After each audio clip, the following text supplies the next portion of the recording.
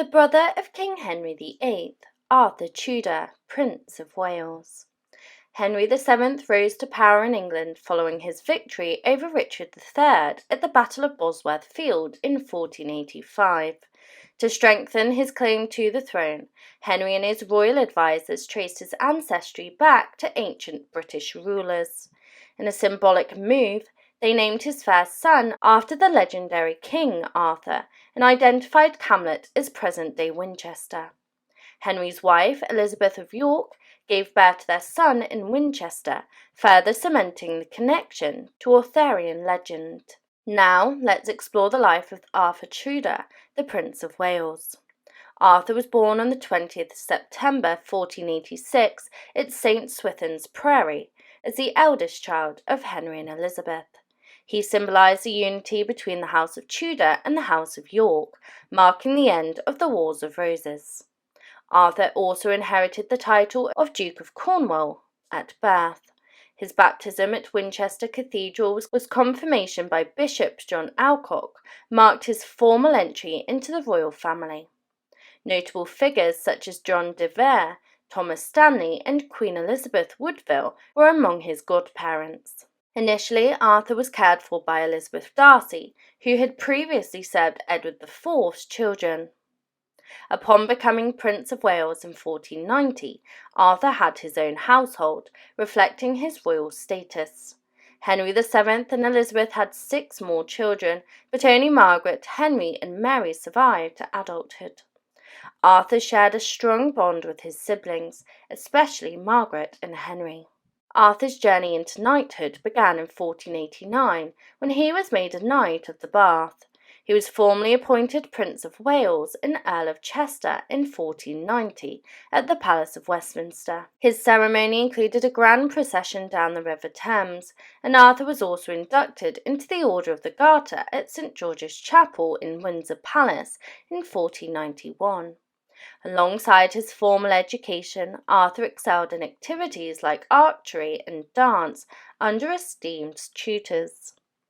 By 1501, it was widely believed that Arthur's supposed frail health, which had been discussed since 1502, was actually a misunderstanding of a letter from that year. However, there are no contemporary accounts of Arthur being in poor health. As he grew up, Arthur was recognised for his remarkably tall stature for his age and was considered handsome by the Spanish court. He bore a resemblance to his brother Henry, known for his striking looks, sharing features like reddish hair, small eyes, and a prominent nose. Despite being perceived as delicate overall, Arthur's friendly and gentle nature garnered him admiration. In May 1490, Arthur was appointed as the warden, responsible for the security of the border between England and Scotland, overseeing all the marches towards Scotland, with the Earl of Surrey acting as his deputy. He began participating in peace commissions from 1491, and when his father travelled to France in October 1492, Arthur took on the duties of Keeper of England and King's Lieutenant. Following the example of Edward IV, Henry VII established a Council of Wales and the marches to assert royal authority in the area, appointing Arthur as its leader. Although the council had been created in 1490, Jasper Tudor, the Duke of Bedford, formally headed it. Arthur was sent to Wales in 1501 at the age of 15 to further consolidate royal control. In March 1493, Arthur was granted the authority to appoint justices of Oyer and Termina, empowering the council to handle legal matters and investigate franchises. He received support from members of the English, Irish, and Welsh nobility, including Gerald Fitzgerald, the 9th Earl of Kildare, who had been brought to the English court due to his father's involvement in the crowning of Lambert Simnel during Henry VII's reign. Regarding marriage, Henry VII intended to strengthen the Anglo-Spanish alliance against France by marrying Arthur to a daughter of the Catholic monarchs Isabella I of Castile and Ferdinand II of Aragon. Catherine, the youngest daughter of Ferdinand and Isabella, was proposed as a suitable match for Arthur. The Treaty of Medina de Campo in March 1489 outlined their marriage once they reached marriageable age, with Catherine's dowry set at 200,000 crowns. The marriage was granted in February 1497, and a proxy marriage took place on the 25th of August. 2 years later, a formal proxy marriage was conducted at Arthur's Tickenhill Manor in Bewdley, near Worcester. In a letter from October 1499, Arthur expressed his deep affection for Catherine, eagerly anticipating their union and referring to her as his beloved spouse.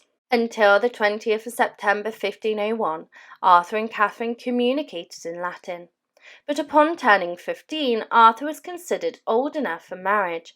Catherine arrived in England on the 2nd of October, and they met for the first time on November the 4th at Dogmas Field in Hampshire. Despite Arthur's pledge to be a devoted husband, they faced difficulties in understanding each other due to differences in their Latin pronunciation.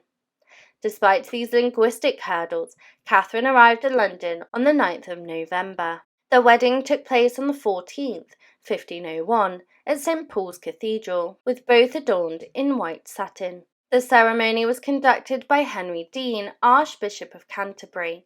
The newlyweds were then entertained at Baynard's Castle. Following the ceremony, a traditional wedding ceremony organised by Arthur's grandmother, Lady Margaret, took place. Catherine was led to the bridal chamber, where she was prepared and placed in bed, joined by Arthur. After a month at Tickenhill Manor, Arthur and Catherine moved to Ludlow Castle in Wales. Despite initial reluctance from Henry VII, Catherine was ordered to join Arthur. Under Arthur's governance, Wales experienced peace, yet tragedy struck in March 1502 when they both fell ill. Catherine recovered, but Arthur passed away on the 2nd of April 1502. Arthur's death deeply affected Henry VII, who summoned his wife for solace. Elizabeth was overwhelmed with grief, as seen during the procession for Arthur's soul salvation on the 8th of April and the subsequent services in London. Arthur's body was transported to Worcester Cathedral on the 25th of April, with Catherine not attending the funeral. Discussions arose about betrothing Catherine to the new heir, Henry, with the Pope granting a dispensation. Henry VIII ascended the throne on the 22nd of April 1509 and married Catherine on the 11th of June. They had 6 children, but only Mary survived. Despite Henry's later desire to annul the marriage, Catherine maintained her innocence. Arthur's premature death marked the beginning of significant changes, with Henry VIII's reign altering England's course. Despite Arthur's brief life, his legacy remains shrouded in mystery, leaving many historians with many unanswered questions. The overlooked brother of King Henry VIII. During the Tudor era, childbirth posed significant risks for both the mother and the child. Numerous notable individuals such as Catherine Parr and Elizabeth of York tragically passed away shortly after the birth. It was distressingly common for infants to fall ill and perish in the early stages of life, which caused immense sorrow for the parents. One such overlooked figure is Edmund, the forgotten Tudor prince and younger brother of Henry VIII. Securing heirs, particularly sons, was crucial for Tudor monarchs like Henry VII and Henry VIII to ensure the continuation of their dynasties. Henry VIII's relentless pursuit of a male heir led to very drastic actions, including the execution of his second wife, Anne Boleyn.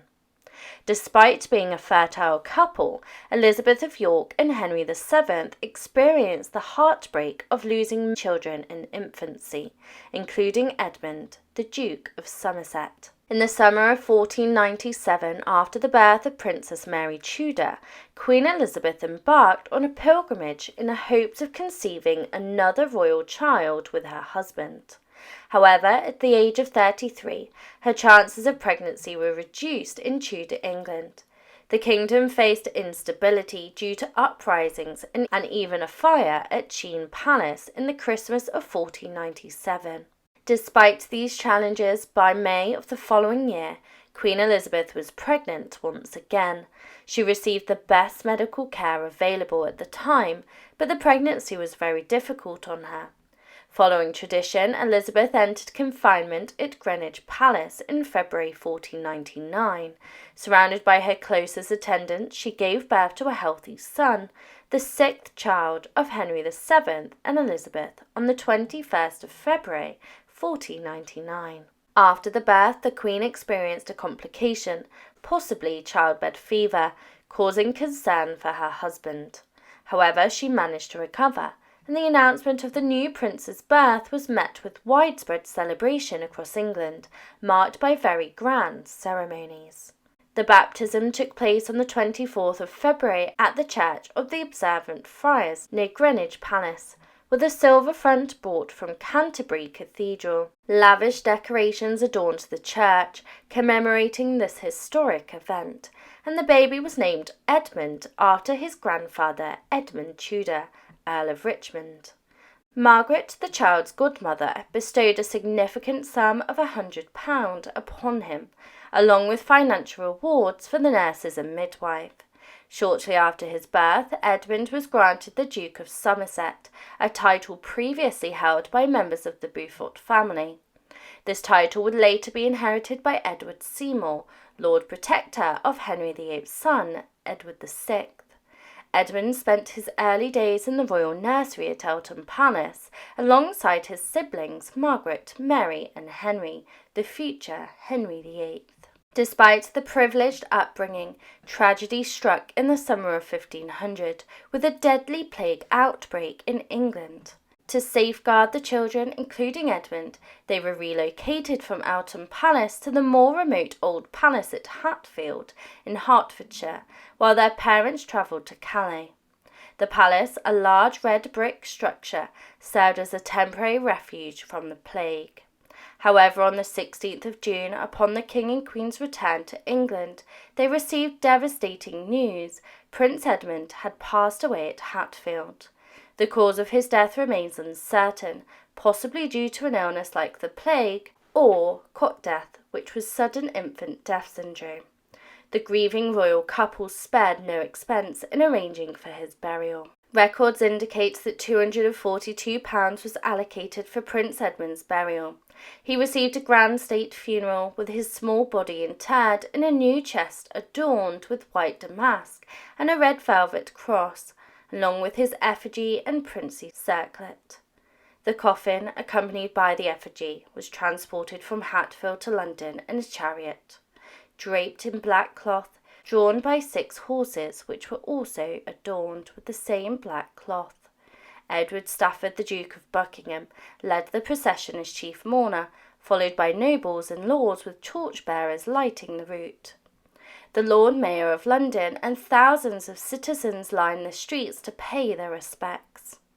King Henry, dressed in mourning attire, awaited the coffin at Westminster Abbey, possibly accompanied by the Queen. The coffin was solemnly brought into the Abbey on a hearse, where monks and lords maintained vigil over it. Mass was held on the 22nd of June, and the coffin was laid to rest inside the Confessor's Chapel at Westminster Abbey. Unfortunately, there is no record or monument or tomb marking Edward's burial site. Edmund Tudor, the overlooked Tudor prince and son of Henry VII and Elizabeth of York, met a tragic and abrupt end.